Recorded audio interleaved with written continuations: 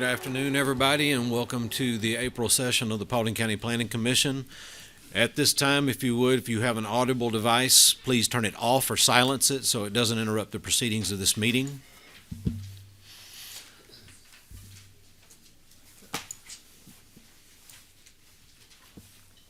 Make sure I did the same. Okay. We're good? I'm good. Okay. Going to turn our attention to the minutes from the previous session of this body. Has Planning Commission had an opportunity to review those? Any questions, comments, edits? Hearing none, then, at this time I'll entertain a motion with regard to the minutes from previous session. I have a motion to approve from Mr. Henson. Do I have a second? Second. I have a second from Ms. Fitzgerald. Y'all did that at the same time, sorry. All in favor? Motion passes 5-0 and 1. Just to cover a few of the base points here, the Planning Commission is a recommending body. We'll hear the application presented by the applicant, and then subsequently anybody that wishes to speak on behalf of the application. There's 15 minutes allotted to that. The applicant can use all of that time or conserve some for rebuttal. Then if anybody wishes to speak in opposition to an application or may have questions, comments, or concerns, 15 minutes are also allotted in total for that as well. Anybody wishing to speak, applicant would come first. Anybody wishing to speak on behalf afterwards or in the second part of it, anybody wishing to speak in opposition or have questions, comments, or concerns would please line up at the podium and then sign in, state your name, and address your comments to the chair being me.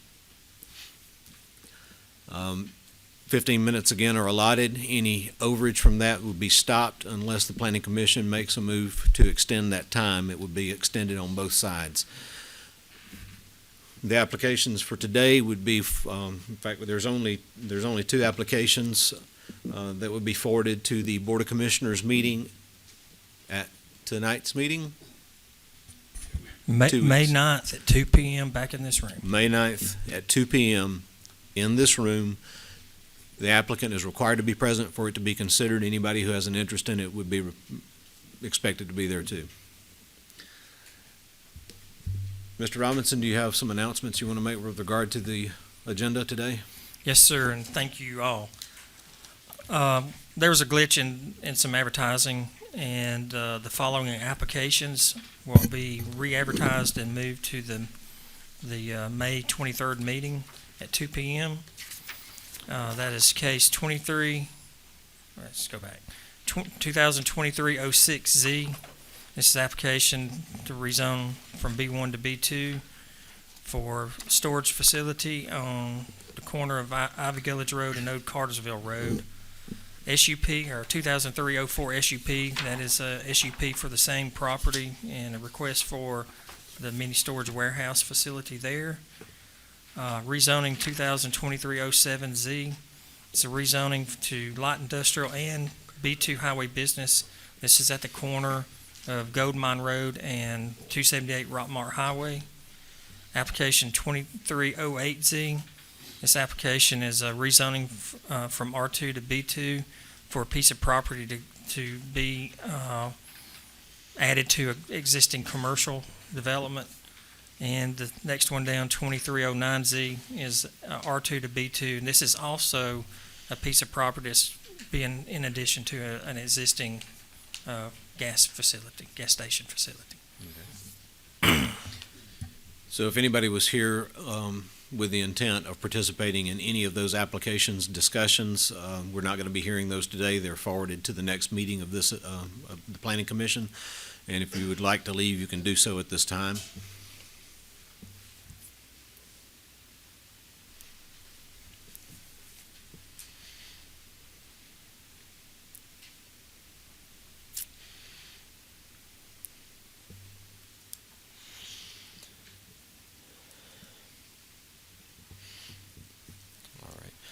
Mr. Robinson, if you would at this time, please introduce the application. As seeing as that they are the same applicant, in speaking with our attorney, we can combine the introduction. We will take two different votes, however, one addressing the rezoning, the other addressing the SUP. Thank you. First application, or we'll go ahead and get both of them.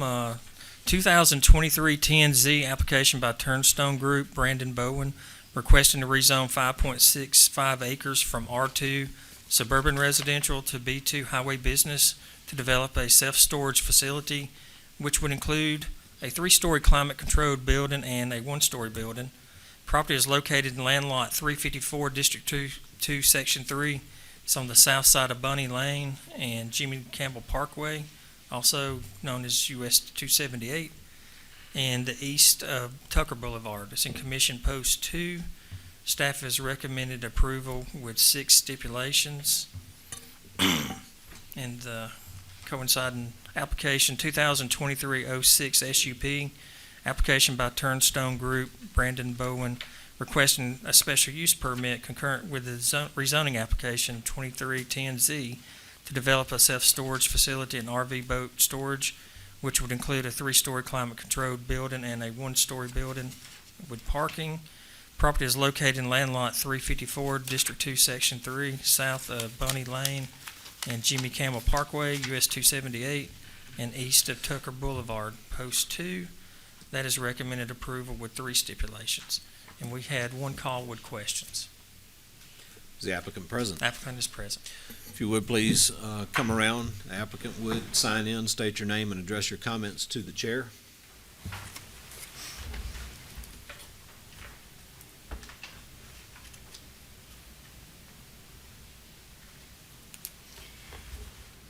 Good afternoon. I am Brandon Bowen. I'm an attorney practicing Cartersville, Georgia, 15 South Public Square.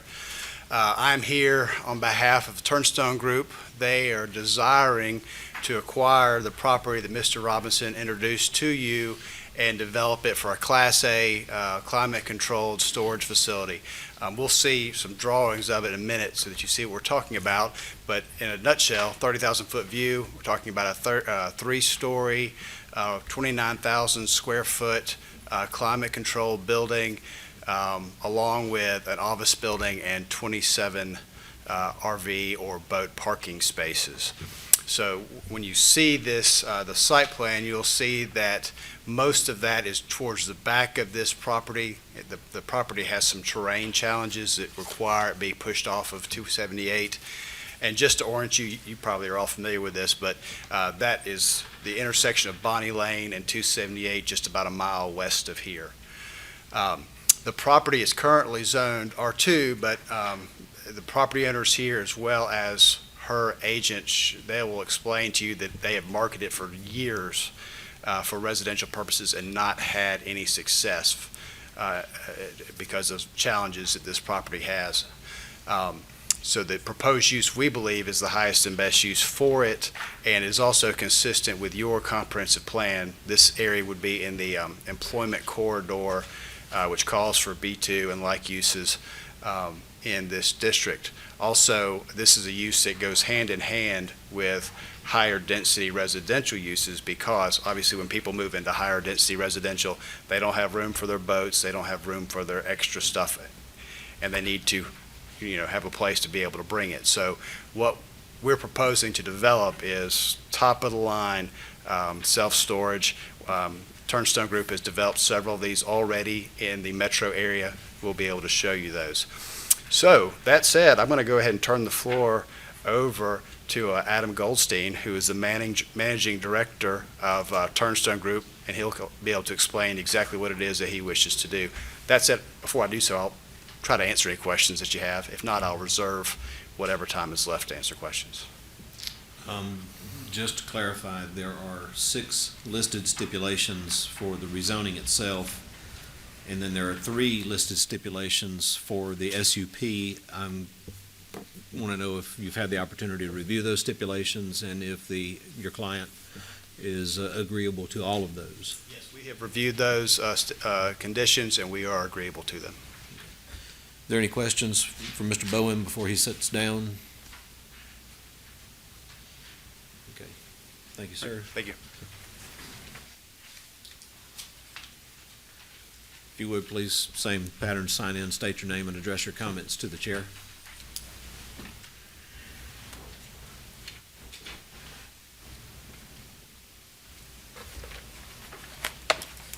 My name is Adam Goldstein. I'm with Turnstone Group.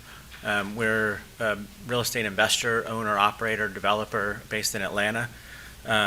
We own several RV parks. We also own some extended stay hotels, and we own self-storage. My focus and all I do is self-storage. So we have 5 properties that are going through the rezoning process in the metro area of Atlanta.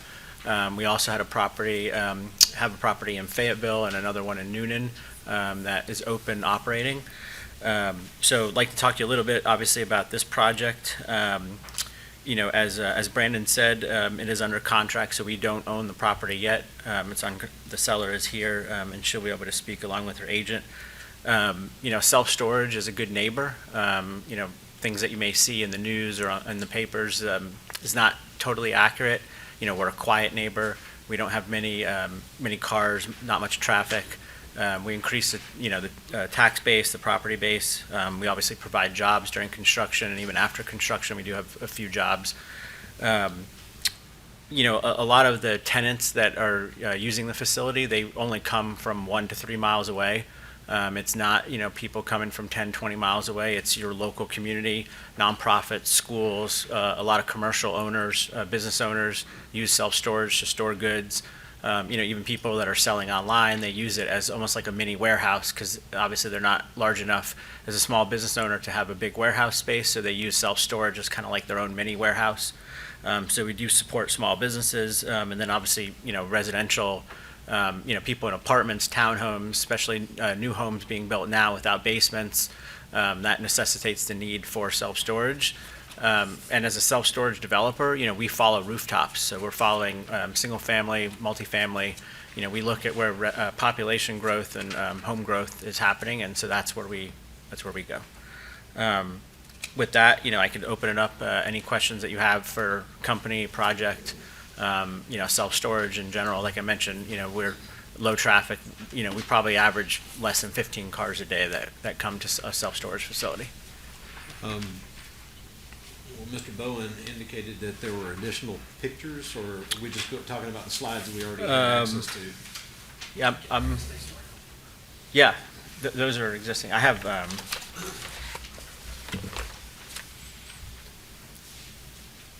is that the existing, our existing properties? Yes. The one you submitted. Okay. Yeah. I'll also mention, we typically partner with CubeSmart. They're a publicly traded REIT, traded as a stock, I think, on NASDAQ or NYSE. There are 4 or 5 publicly traded REITs, and we use CubeSmart to manage our facilities for us. So we obviously are the owner developer, and we use them as our third-party property manager. So it'll be managed from a Class A standpoint, from obviously the aesthetics and the building itself, but also from an operational standpoint as well. I will open the planning commission if y'all would like to ask questions of the applicant. Is there going to be RV parking here, semi? Not semi trucks, but RV and boat parking. Yes, there's 27 spaces for that. 27.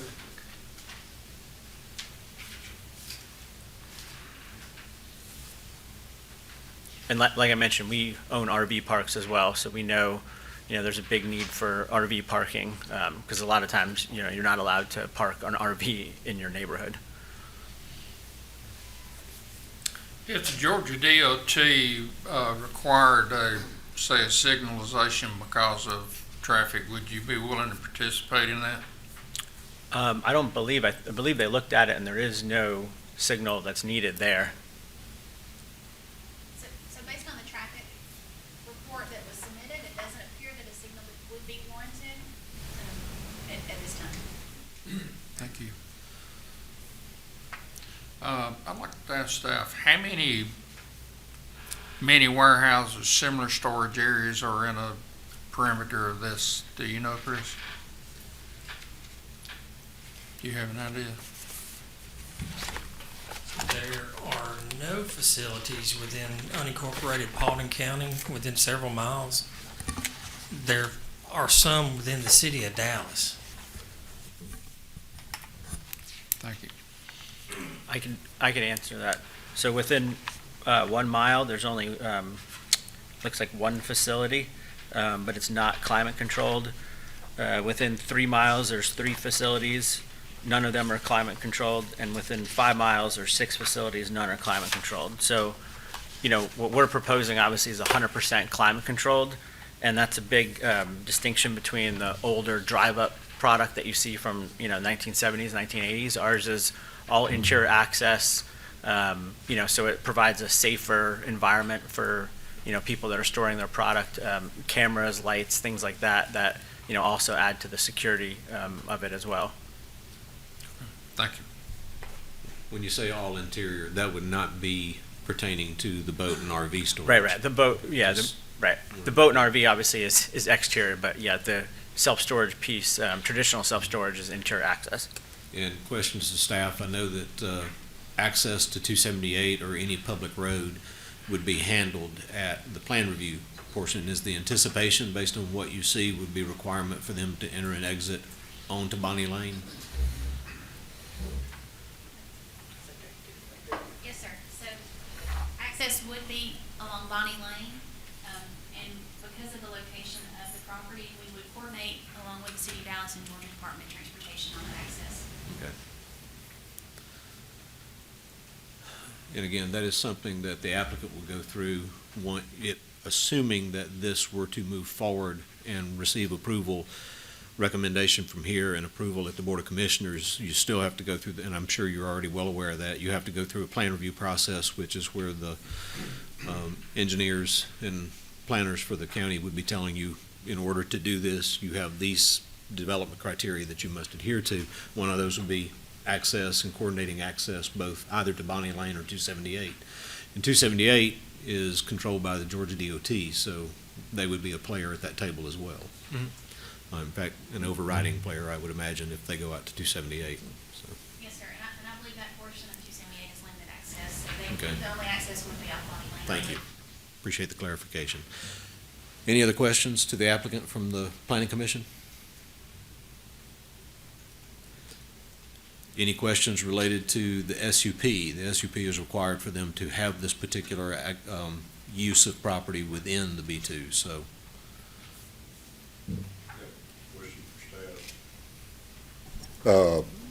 What kind of, Chris, on the, crossing that existing creek, existing creek on the property, is there any kind of environmental assessment or anything required? How's that dealt with?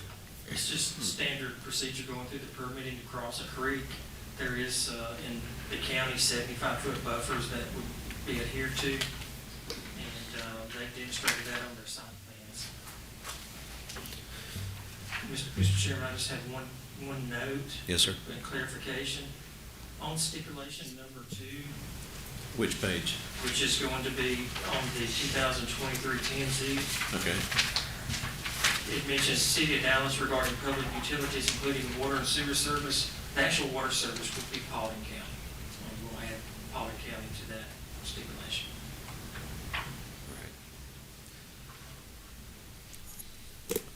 I want to correct myself too from the introduction to all of this. Any questions to the applicant or to anybody who appears at the lectern? Any questions from the Planning Commission or from the Board of Commissioners do not count against the time allotted for a presentation. So I just wanted to be clear on that. I don't think I mentioned it. Are there any questions remaining from Planning Commission? Is Dallas Sewer going to be available to the property? It is not at this time. And we have Representative Brandon here from the city. We have a discussion already with the City of Dallas. Their location and the office proposed here would be eligible for septic tank.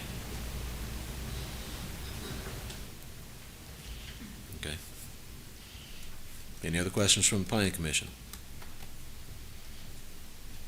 Board of Commissioners, any questions? Thank you for your time. Thank you. Mr. Goldstein, you can have a seat. Thank you. There is time remaining, so if it's necessary and you elect to, you may use that time, or we may call you back up regardless and ask additional questions. Is there anyone else here that would wish to speak on behalf of this application?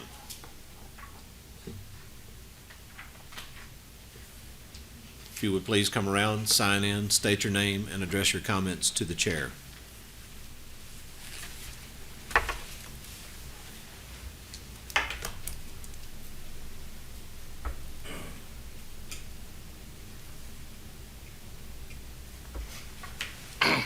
Hi, I'm Don Edwards. I'm a commercial real estate broker with Keller Williams Commercial over in Marietta.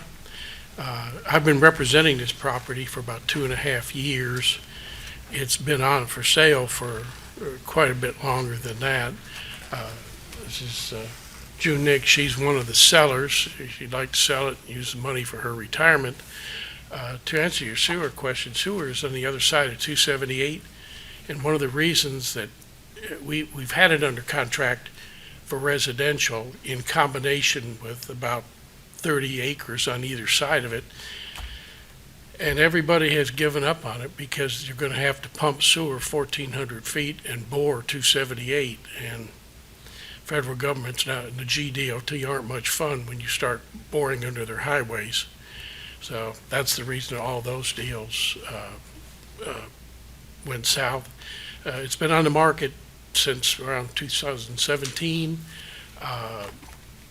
We have researched the purchasers, Turnstone, and we're very impressed with their product and the way they do business. It's been a first-class relationship since they called us. So if you have any questions about the history on the property, what's going on around it, which is commercial, light manufacturing, and things like that, I'd be glad to answer them. Are there any questions from the Planning Commission? Board of Commissioners? Thank you, Mr. Evans. Well, thank you very much. Is there anyone else that would wish to speak on behalf of the application? Hearing none at this time, is there anyone that would wish to speak in opposition or may have questions, comments, or concerns?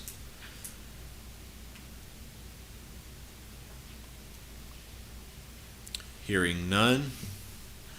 This time, any further thing I need to add to this, Chris? Okay. At this time, then, I will entertain a motion. Again, we're going to do this in a two-step process. We're going to handle the rezoning itself first and then the SUP. So at this time, is there a motion regarding application 2023-10-Z I'll make a motion to approve the 6 stipulations. with the amendment to the second one, adding Paulding Water? Yes. So we have a motion to approve from Mr. Aston with the 6 listed stipulations with the amendment of adding Paulding Water to the second stipulation. Do I have a second? I second. I have a second from Mr. Wicks. All in favor? Motion passes 5-0 and 1. Then we have the SUP for the same applicant. So can I get a motion on application 2023-06-SUP?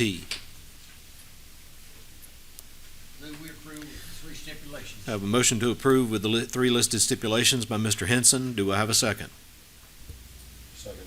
I have a second from Mr. Aston. All in favor? Motion passes 5-0 and 1.